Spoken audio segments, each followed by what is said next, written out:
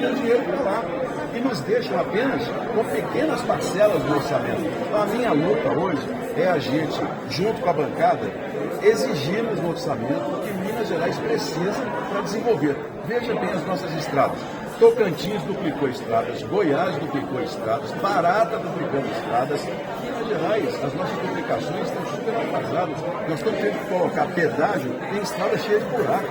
Uma decisão absurda. Esse programa de pedágio que o governo de Minas colocou em prática é um desastre. Você tem que fazer um pedágio em que a empresa assuma a estrada, arrume a estrada, deixe ela insegura, aí começa a cobrar um pedágio. Depois que ela fizer a duplicação, ela passa a cobrar o preço inteiro. Não é desde o começo você sobrecarregando o motorista. São esses erros que têm feito com que Minas Gerais perca essa dimensão. Minas perdeu o brilho na política por conta desse isolamento. Agora, é o orçamento que manda. Quando a gente conseguir tirar de lá dinheiro para a gente poder fazer as obras federais de volta a Minas Gerais, nós vamos ter novamente mais qualidade de vida no orçamento. Mas, por enquanto, nós estamos aguardando, vamos dizer assim, uma definição política do que o governo quer. O governo, o que eu ouço é só vender os estatais, o que eu ouço é penalizar os servidores, o que eu ouço é não tem dinheiro, porque não tem mesmo, mas não ouço qual é a proposta para a solução. De onde nós vamos tirar uma arrecadação maior, onde aumentar a inflação, e atrair investimento. Para atrair investimento, volto ao meu começo, nós temos que ter estrada. Você não tem estrada, você não traz caminhão e não traz empresas. Você tem que ter incentivo fiscal. Tem uma lei agora que vai proibir incentivo fiscal. Nós não vamos poder ter mais essa guerra como tinha. Ou seja, uma das armas nós já perdemos. A mineração, que é hoje 70% da arrecadação em Minas, vai acabar. Uma hora dessa, nós vamos ter um minério como nós temos hoje, parar e nós vamos viver de quê depois? Daí a minha preocupação com o turismo, que é a nossa grande economia sustentável, preservação do meio ambiente, descarbonização, nós podemos vender isso para o mundo, mas nós temos que ter visão de futuro. A gente não pode ficar só olhando os problemas nossos.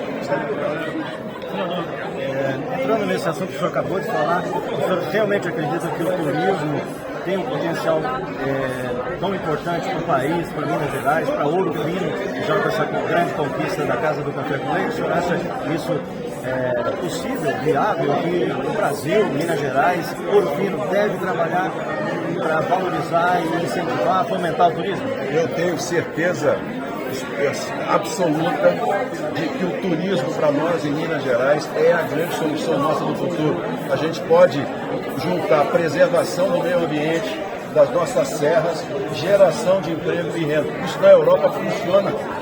Isso é um exemplo. A Europa tem países em que o turismo é a grande fonte de renda. Portugal, preservação dos locais históricos, turismo do mundo inteiro indo para Lisboa, uma cidade que antes era totalmente degradada.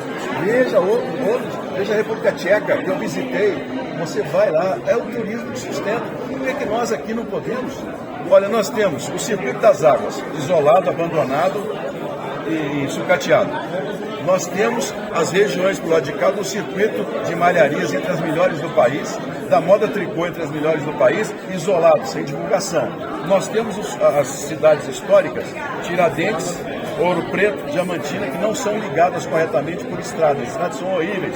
O turista de São Paulo morre na estrada para Tiradentes. Como é que nós vamos fazer? A gente precisa de um projeto de futuro para Minas Gerais. Isso passa, gente.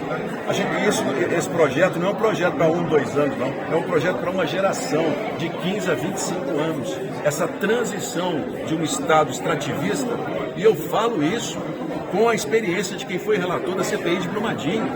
Porque mineradora leva o minério embora, deixa o buraco, deixa para trás o barro. Mas se a gente não disser para eles assim, olha, vai ser desse jeito e vocês vão pagar dessa maneira, nós vamos ficar só com o que é de ruim. Veja Itabira. Itabira é uma cidade que hoje se preocupa porque não tem o que fazer depois do minério, está acabando. Cidades como o Rio Piracicaba, a mina fecha, a prefeitura pede 100 milhões por ano. Como é que o prefeito vai bancar os serviços públicos? Então, o meu raciocínio é a gente sempre trabalhar o futuro. Então, o turismo, a meu ver, o que eu puder trabalhar para incentivar, nós vamos fortalecer a indústria e fortalecer a prestação de serviço, vamos gerar renda e vamos deixar as serras bonitas aí, não vamos deixar destruir nada não. Obrigado, gente. O senhor entende o paralelepípedo como algo a ser cuidado? Como turismo? Paralelepípedo? É porque aqui em Ouro Fino existe uma questão sobre o paralelepípedo. A questão nossa da cidade é que a população, a maioria, prefere asfalto. Mas o asfalto gera problemas, impermeabilização. A gente vai asfaltando as cidades, aí a gente começa a ter enxurrada, casas inundadas. É preciso uma conscientização de que a gente faça, assim, esse inclusive no Jequitinhonha, por exemplo, eu tenho trabalhado muito nas cidades que não têm calçamento, não asfalto, mas pequenas fábricas de lajotas que geram mão de obra local e faz com que as ruas sejam pavimentadas. Se tiver um probleminha qualquer, vai lá e conserta. Essa é uma cultura do asfalto que a gente precisa discutir com a população. Porque não é o prefeito, muitas vezes. Às vezes é o prefeito quer de um jeito, a população quer de outro. Mas a gente precisa conscientizar as pessoas. As cidades, quanto mais nós tivermos a possibilidade de um escoamento correto da água, menos prejuízo nós vamos ter. É a minha visão sobre esse assunto. A questão do STF, existe aí a PEC, né, dos ministros, né? Como que o senhor vê essa questão? O senhor está trabalhando agora, já está na segunda sessão, né? Eu sou um crítico do STF, não é de agora. Eu tenho sido voz isolada no Senado, dizendo sempre ao presidente Rodrigo Pacheco que o Senado precisa se posicionar.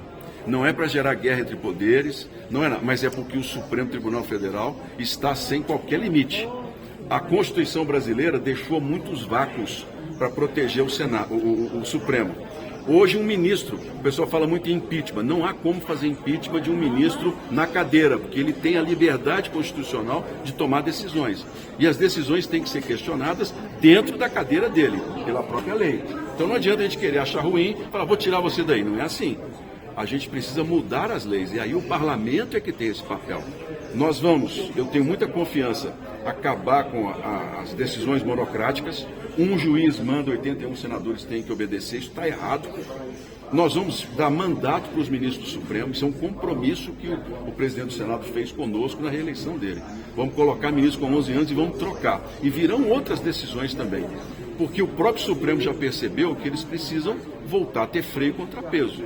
Porque decisões, na maioria vaidosas, tomadas em decisões de plantão, não vão funcionar. A gente precisa retomar o país, sabe, o equilíbrio entre os poderes, com muito diálogo, com muita tranquilidade, mas o parlamento tem que se firmar. E está errado o que está acontecendo. Obrigada. Obrigado a você.